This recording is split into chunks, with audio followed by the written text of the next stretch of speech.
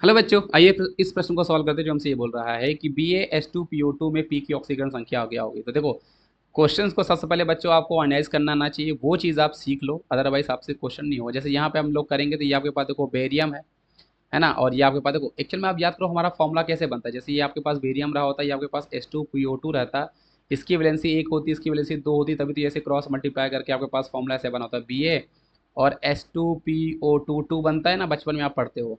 तो ये कुछ इस तरह से हमारे पास रहा होता। तो ये आपके पास जो Ba हमारे पास है बच्चों, ये आपके पास कुछ ऐसा बना होगा। देखो ये आपके पास Ba आया होगा, और ये आपके पास यहाँ पे 2H2PO2 आपका बना होगा, क्योंकि देखो इसका एक था, यहाँ पे दो था, तो ये आयनाइज होता।